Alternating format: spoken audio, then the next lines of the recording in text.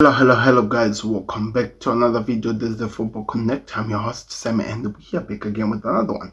So Liverpool played against Southampton, Arsenal played against Crystal Palace, and for the first time it's gonna continue. Then Brentford played against Newcastle.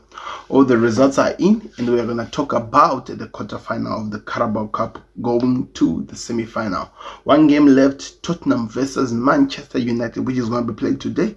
Can't wait for that one. But for the other three, let's talk about them because we have something to say. So Southampton versus Liverpool, I think it was the main game. I think especially on my channel, it was made like the main game. I don't understand, but anyway, we'll go with whatever they do. It was a different game because Liverpool had changed a lot of team players. They changed a lot of players because I think if I can tell you, Keller was back at goal. Because remember, Alisson is fit now. Alisson was not even in the bench. Jairus was back. We also saw Trent Alexander-Arnold playing the game, so he's one of the players who took over the position because maybe Arne Slot was not satisfied with what he did in the last game and he wanted to give him more game time because remember, he's coming from an injury.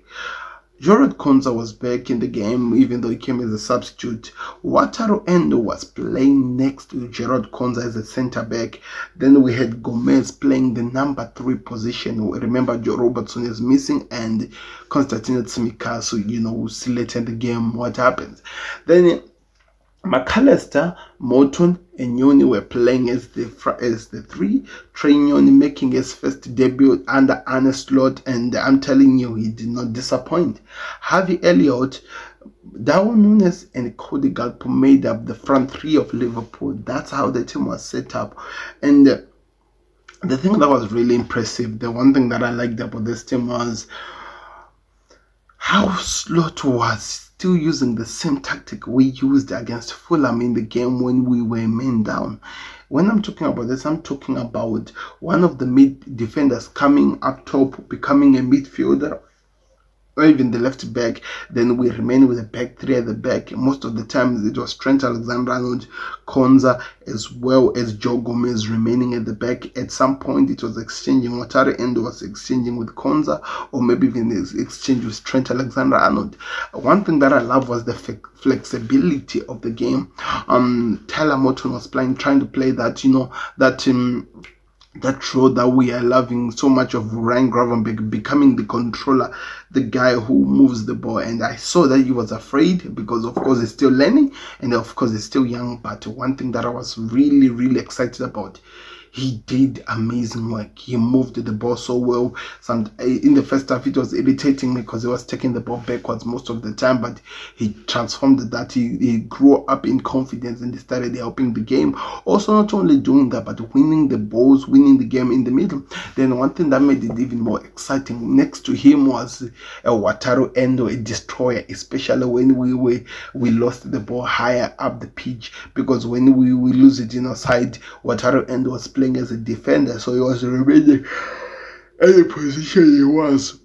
It was amazing to see the rotation that Gomez and Wataru were doing most of the times. Trent Alexander-Arnold being the guy who pings and put the ball where it has to be whenever he's behind. It was amazing to see Trey Nyoni helping out in attack, helping out in building up as we're trying to win up the ball. There was a moment that they swapped with Harvey Elliott, and it was like, I was like, what's wrong? What's happening with this team? They were doing some of the things that I've never seen tactically, even though we should have scored so many goals. Of course, Darwin Núñez was at goal, so we did not really take advantage of most of the goals, even though he scored his first goal. So his goal drought comes to an end. It's now 3 goals this season for him. Then Harvey Elliott scored his first goal in the season, and I was excited to watch Harvey Elliott play that number 10 role, being the dictator, being the distributor, the pass of the ball, helping the game, trying to help the front 3 to build up and do something well. If there were certain legs in the pitch, this game could have ended maybe 5-something or 5-1 or something, the way it ended. Second half, Southampton came back in the game, but as they came to the game, they scored a goal and it became 2-1. It became a bit dangerous. They were putting pressure, but the guys held on. Wataru Endo was the man of the match. The guy was playing as a destroyer, but one thing that I have to give really some respect on him was how impressive he has developed in terms of controlling the ball, holding the ball, being comfortable after winning the ball, taking time and making the right passes. Of course, he was not playing like the controller. He was quickly releasing it either to the controller or to the midfielders near him or even back to the centre back. But the level of him actually maturing, becoming better with the ball on the feet, it was really, really breathtaking. I enjoyed that, as well as Joe Gomez did it at some point. But yeah, that was a good game. It finished 2-1. Then we saw Arsenal play against Crystal Palace. Crystal Palace scored an earlier goal in the game, and it was 1-0 from the beginning, I think 120 seconds of the game. Then the game played because it played from then, and we continued. And I was like, are you telling me Arsenal are going to lose from this? Until they brought in, I think they brought in Gabriel Jesus, because Gabriel, he was in the game, Gabriel Jesus, until I think Jesus started playing the game. That's the only thing I can now say, because I can see he was already in the game. William Saliba did come in later on because replacing Kivio. Gabriel Magalhaes came back from the injury, was in. Martin Odegaard came in, Lewis Kelly, to try and change the game, because the first team which was put in, I think it struggled a lot to keep up with this Arsenal team. And it was 3-2, and I think the game came to an end. There's 3-2, a hat-trick for Gabriel. They need more goal scorers in that Arsenal squad. They are missing players who can score. Gabriel did it today. Does that mean he's not trusted by Mikel Arteta to continue playing that position? Now, that is a question that you have to keep asking, because that's the thing with Arsenal. They are never consistent. Mikel Arteta keeps switching, flipping this team time and time again, which makes it more difficult to understand exactly what they're doing. But they won by 3-2.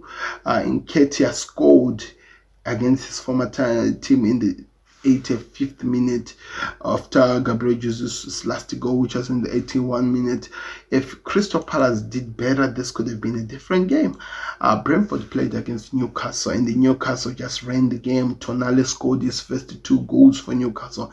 Then Fabian Schär scored one. Then one goal which was scored by Wissa in the last minute of the game. So it was 3-0 almost most of the game. 90 minutes, that's when Wissa scored the goal. But all in all, the game was over. I want to hear your thoughts in the comment section. Who impressed you and what's going to happen? So these are the teams that goes to these semi-finals. We're talking of Newcastle, we're talking of Arsenal, talking of Liverpool.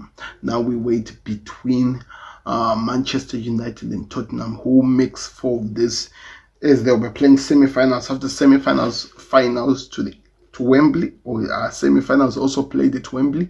I'm not really sure. Let me know in the comment section, but it's not looking exciting. Liverpool are thinking of retaining the title that they won last year. Remember, they are the holders, and they've already moved so close.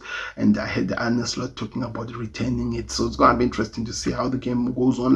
But these were good games, really. Especially, of course, I was watching only the Liverpool game, but it was a good game. We saw the rotation. We saw the players performing well. Salah, Van Dijk were not even on the pitch. So many players were not even on the pitch. But let's see what happens as we go forward. The team that Liverpool is playing on Sunday, Tottenham Spurs plays tomorrow against United. We're going to have to watch that game. It's going to be exciting. It's actually going to be played today. It's going to be played, and it's going to be at White Hart Lane. So they're hosting 2 teams in White Hart Lane for 2 games, of course. They're going to host United today, and they'll host Liverpool on Sunday. We know what happened on Sunday.